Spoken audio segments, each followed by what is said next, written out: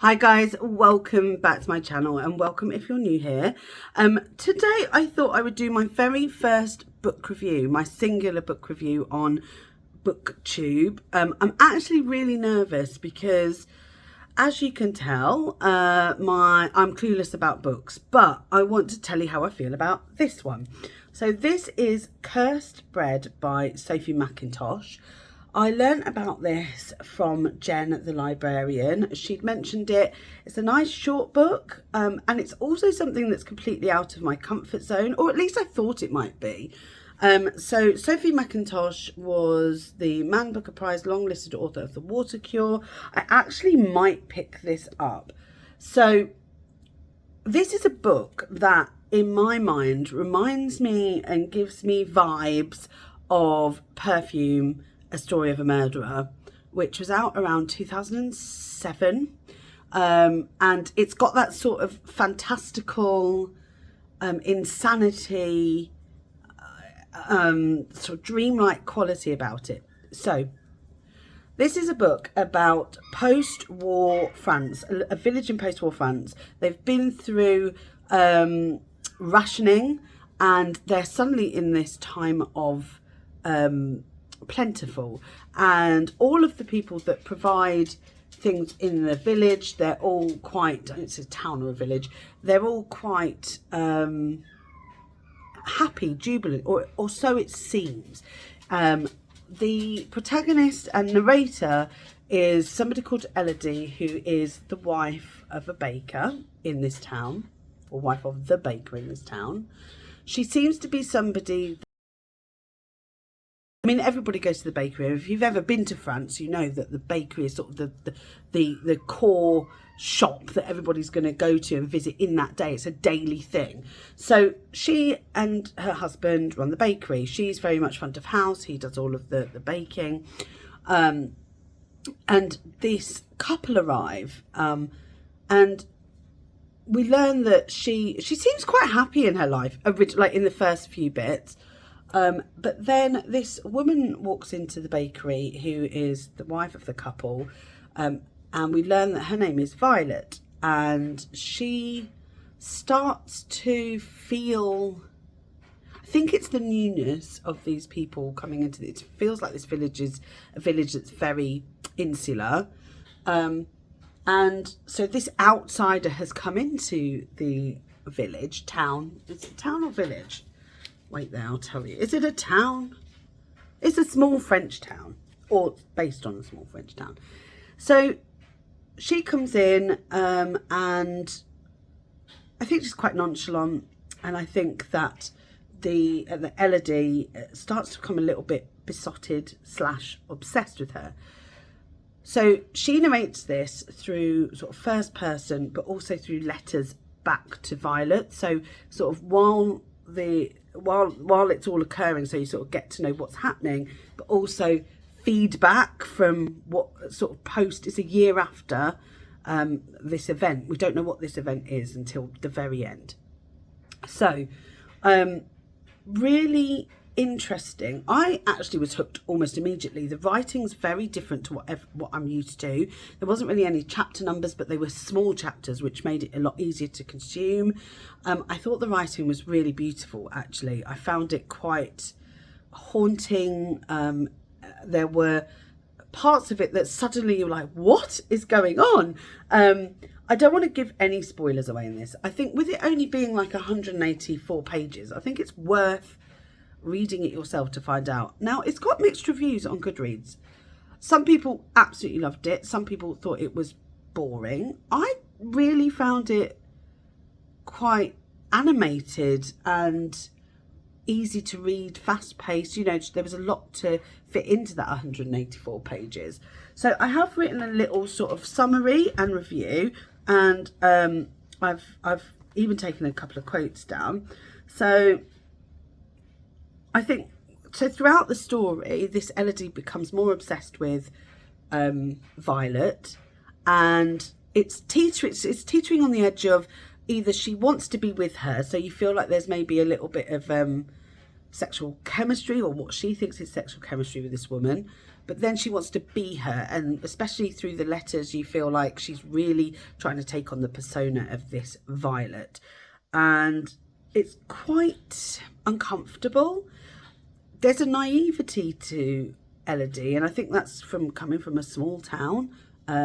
She seems to not understand other worlds, other people coming from the outside in. She holds this woman on a pedestal, which I don't think she needs to. And I felt like she was quite a problematic person. She was either extremely naive, or she was quite tortured. I couldn't really work out if she was naive or if she was just blindsided, like completely blindsided by this obsession. Because there were things that were going on around her and she was just not with it. Like, she just didn't take any notice of anything that was happening.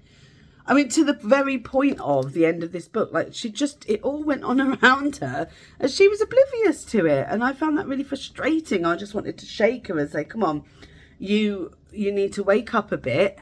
You're in a dream, or it feels like you're in a dream. I mean, the whole thing feels like a dream. And I won't give anything away, but you know, at the end, you're questioning what's going on. You have unanswered questions, but not in a frustrating way, but more in a... I feel like it's satisfactory. I feel like the ending's very satisfactory. I think a lot of people didn't. Maybe they need to read it again, because I did feel like we got answers. I think that we're meant to be left with things that are unanswered, but it means that the way that Elodie is makes more sense in a way. Anyway, so we go through life with Elodie and her mundane life.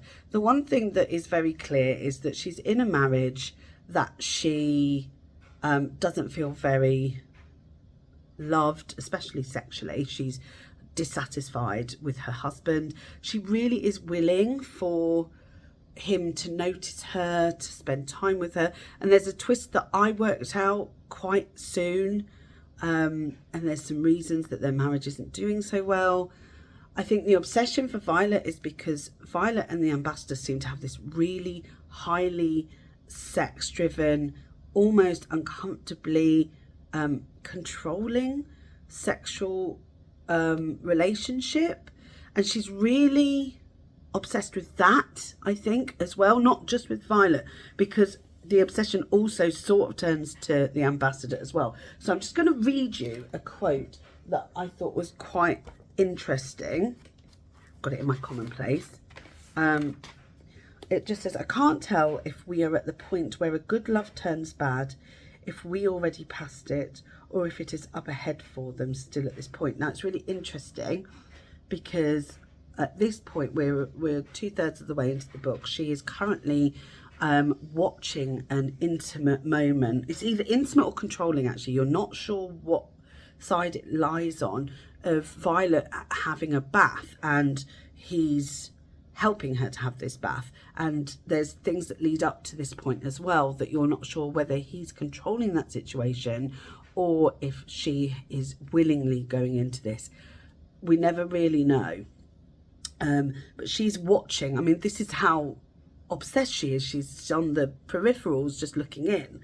And what's interesting is she says, I can't tell if we are at the point where a good love turns bad. She's including herself and putting herself into this relationship, or if we already passed it. And then it says, or if it is up ahead for them still at this point. So what she's talking about, she doesn't know whether this is, you know, is this a relationship that's gone bad and he is controlling, or are we already past that and they're, you know, it's already gone bad, or are we heading that way? So it was a really interesting point for me, because I thought I feel the same as you, but she's inserted herself into that relationship where she genuinely, I think if you took the facts, she wasn't inserted.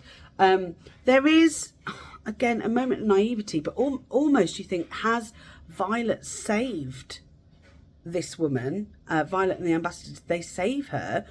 Or are they even... I think... So Elodie is being visited by the police she's talking about being visited by the police because of this event. Now, we don't know if she had something to do with this. We're never really fully told. And again, that's not really a spoiler, but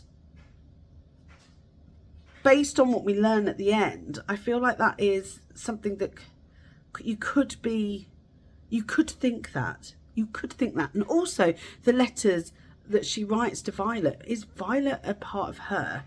I don't know. It is so, I'd definitely read this again to try and piece that together. At first, I think you need 2 reads of this book. And again, that's pretty simple because I did this in a day.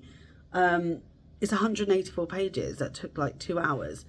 So it's definitely something I would recommend for people to read. If you're a fan of, I mean, it's almost got like a gothic sort of horror, especially at the end. The end is just like the end of Perfume, A Murder Story, which you suddenly go, what on earth was that? But also makes so much sense. It's so clever. And there's obviously a lot of repetition in here because the ambassador talks about if you eat the bread, you'll die, and talking about how much Violet wants to have sex with the baker, which again is not a spoiler, which is why I question whether Violet is a part of the personality of Elodie and maybe not real. I don't know. So I would definitely look into this if you're somebody who has not really stepped into outside of their comfort zone in terms of literary novels, who wants to try one that might be is definitely eligible, by the way, for the Booker Prize this year, and wants to step away from, you know, who wants to have a bit of a thoughtful read. I loved it. I gave it 4.5 stars, and I only gave it 4.5 stars because I think I need to read it again. I think I'd probably give it a 5 in the second read. I think there was quite a lot of things that I suddenly went, oh, that's why that happened. I didn't even think that. And I think I would need to go back and read it again. There was a moment when they're during the summer festival and something happens, and you think, why did that happen? And now we know what happens at the end. You sort of think, oh, okay, that's why that happened. It felt like a really odd thing to happen. And suddenly at the end, you're like, okay, was that some sort of trial? So very peculiar, very good. The other thing I particularly liked, there is an author's note at the end, cleverly put at the end. And I was like, wow, that has just made this even better. Like, I don't want to say what it is because I feel like it's a little bit of a spoiler. I don't want to spoil it. There is an author's note that I think is and it's literally this long. I think it's great. So if you're interested in Cursed Bread, go and check it out on Goodreads. It actually hasn't got a very high score, but where people have scored it highly, they've given a really good synopsis and they've given a really good reason to read it. I am definitely interested in more Sophie Mackintosh writing. I'd like to read The Water Cure, I think, now. I'd like to try it out. I'm hoping it's not like a massively long book. If it's like this, then I'm all for it. This is my first review. I am incredibly nervous about doing reviews just based on my knowledge of books, my knowledge of writing. But yeah, I hope that if you do pick it up, you'll let me know. Or if you have read it, let me know in the comments below, because I'd like to know your thoughts on it without giving spoilers. If we want to talk spoilers, grab me in my DMs on Instagram. Now, I don't have a Bookstagram. I do just have an Instagram that I use for like everything. So if you go to my Instagram, which is clueless_about_art. So I'm Clueless About Books. I've got a Clueless About Art channel. I've got a Clueless About Art Instagram. And, you know, come and DM me and we can talk about it. So thank you so much for watching. I hope that you've enjoyed this video and I hope my review made sense. Let me know where I can make improvements, because this was my first one and maybe there's a structure that I should use that would help. If you've enjoyed this video, give it a thumbs up. If you would like to subscribe, that would really, really make my day. And I hope you have a really good one yourself. And I'll see you in the next one. Bye.